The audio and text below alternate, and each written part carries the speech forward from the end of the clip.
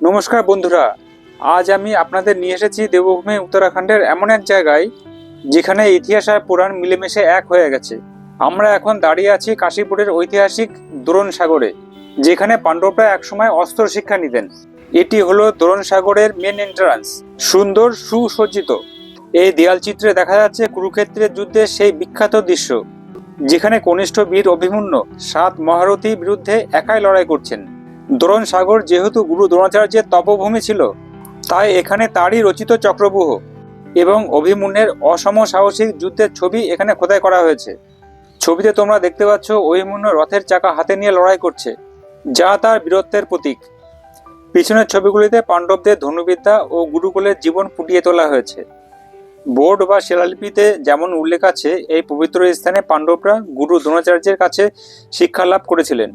এই দেয়াল চিত্রগুলো সেই প্রাচীন তপবনের আবহাওয়া তৈরি করে। এটি দোরণ সাগরের মূল লেকের পাশে একটি শান্ত পথ।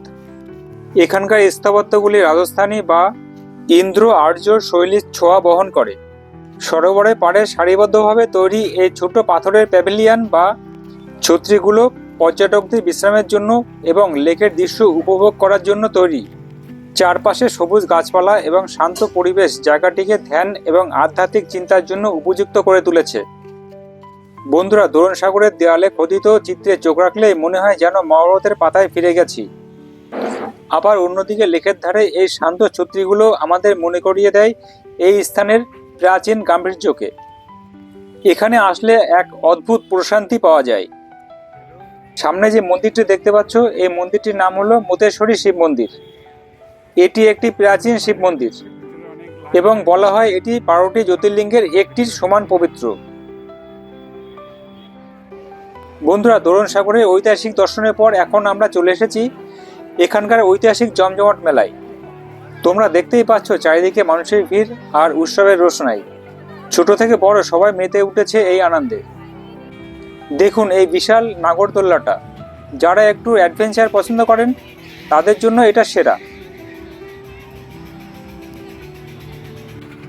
ছোটদের জন্য তো আনন্দের শেষ নেই, রঙিন টয় ট্রেন আর হরেক রকমের রাইড। বাচ্চাদের হাসিমুখ মেলা প্রাঙ্গণকে আরও সজীব করে তুলেছে। মেলার দুধারে বসেছে অসংখ্য দোকান, মাটির খেলনা থেকে শুরু করে ঘর সাজানোর জিনিস, কি নেই এখানে। মেলার খাবার ছাড়া কি ভ্রমণ পূর্ণ হয়? তোমরাও এখানে এলে স্থানীয় স্ট্রিট ফুড ট্রাই করতে ভুলবে না। এই স্থানটি রামায়ণ আমলের চেয়েও প্রাচীন বলে মনে করা হয়। স্কন্দ পুরাণ অনুযায়ী এই তীর্থের জল স্পর্শ করলে গঙ্গা স্নানের সমান পুণ্য লাভ হয়। সন্ত তুলসীদাসজি উত্তরাখণ্ড ভ্রমণের সময় এখানে অনেকদিন সময় কাটিয়েছিলেন। তার নামে এখানে একটি ঘাটও আছে, যার নাম তুলসী ঘাট। কিভাবে পৌঁছবেন? ওল্ড দিল্লি বা আনন্দ বিহার থেকে সরাসরি ট্রেন পাওয়া যায়, উত্তরাঞ্চল সম্পর্ক ক্রান্তি এক্সপ্রেস বা Ranikhet express. Kashipur rail station থেকে এটি মাত্র 2 কিলোমিটার দূরে। নিকটতম বিমানবন্দর হলো পন্তনগর, যা প্রায় 65 কিলোমিটার দূরে।